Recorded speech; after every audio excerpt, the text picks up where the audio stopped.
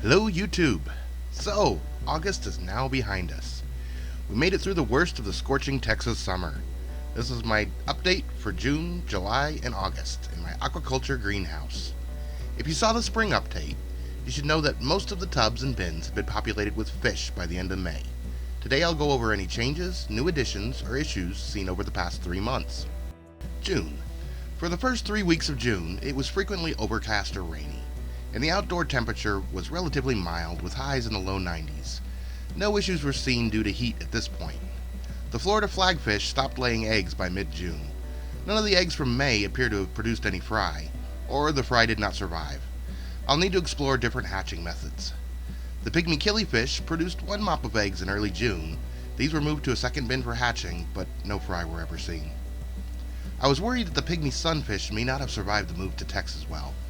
They are tiny and hard to spot. Eventually, I went out at night with a flashlight and I was able to find them all. They're doing fine, but no fry have been spotted yet. The endlers have continued to breed and are filling the bins with fry. They appear to love the warm water. In late June, I started a new bin to cross the Japanese blue and the gold endlers. The goal is to obtain a line of blue endlers with that gold leucistic gene. The 280-gallon Daphnia bin began to taper off mid-June. I believe I may have overfed, as Daphne and other tanks and bins in the greenhouse continued to thrive. I performed a 60% water change in the IBC tote and have cut back on feeding drastically. Afterwards, the Daphnia population appeared to be recovering. Additional aquatic plants, such as Hygrophila and Kabamba, were added to the pond in late June. Semi-aquatic plants that sold at the June 15th Expo were replaced. Newly trimmed stems were placed in the holes and hangers to grow and root out. The cucumber and squash plants were growing like crazy. They have many flowers, but they haven't produced any fruit yet. With the windows open and the fan running during the day, they must be watered much more frequently.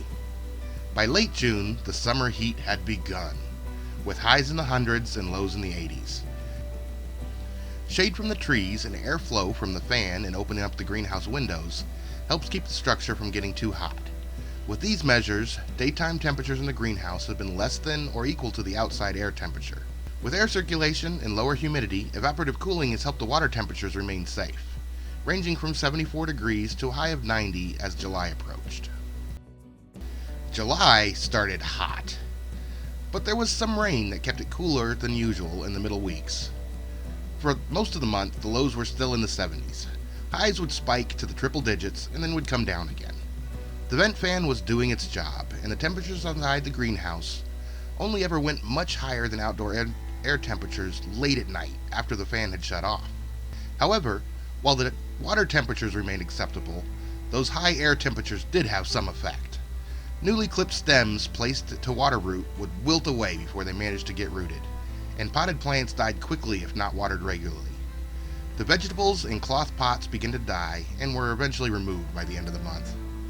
All the fish and shrimp appeared to grow and prosper during the month, despite the heat.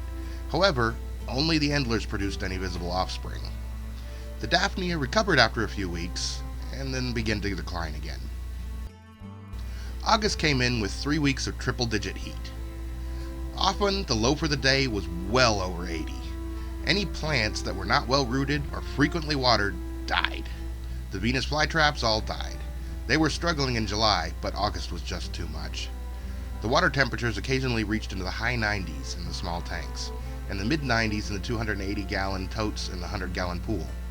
I added some platinum rice fish to the pool near the beginning of the month, and they all survived the heat and appear to do well. The Japanese blue and gold endler crossing progressed a step with the first batch of fry spotted. As expected, these are all normal-looking Japanese blues, but I should see the gold trait begin to show in the next generation. The other endlers all appear to do well also. The tubs are full of fish.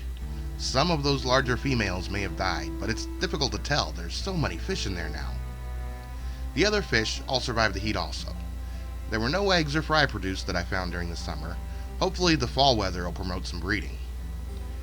The Neocardinia shrimp did not make it. I never spotted a dead shrimp, but by the end of August, I was unable to spot any shrimp at all in those tanks. I assume the August heat was too much for them.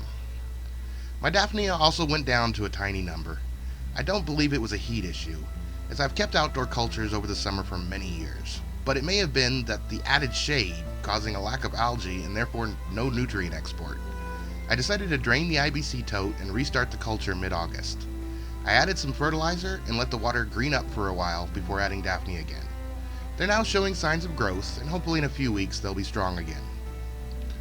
4 additional shallow 18-gallon bins were started on the bottom shelf. These are now cycled and plants have been added, but no fish have been added yet. In the high heat, water loss due to evaporation was drastic. The bins would lose about 3 inches a week. At the end of the month, I performed a large water change on all bins to help remove some of the hardness and salt buildup that has come from topping off all summer. Overall, I'd say the summer was a moderate success. The fish all survived and grew. Though the fish did not breed in the heat, the endlers did continue to produce fry. Aquatic plants did well for the most part. The hornwort and guppy grass thrived. Hygrophila, java moss, kabamba grew slowly, and only the frog bit showed signs of decline in the heat. The greenhouse itself held up fine. There were no issues with wear, sagging, or anything else going wrong with the structure. There were a few lessons learned. The Neocardinia shrimp cannot take the heat. New stem plants do not root fast enough to survive the heat. Vegetables won't fruit without any pollinators. Potted plants need to be watered way more frequently in the heat. And that dense shade helps tremendously with overheating, but it slows the plant growth. So, depending on what fish you keep and how your summers are, this type of setup is probably a viable one for you also. This fall, I plan to add some different fish, perhaps some of the African killifish and fancy guppy lines. Stay tuned for an update on that. Be sure to subscribe to see more, and post any questions or suggestions in the comments. And please click like if you like this, it helps a lot. Until next time, thanks for watching.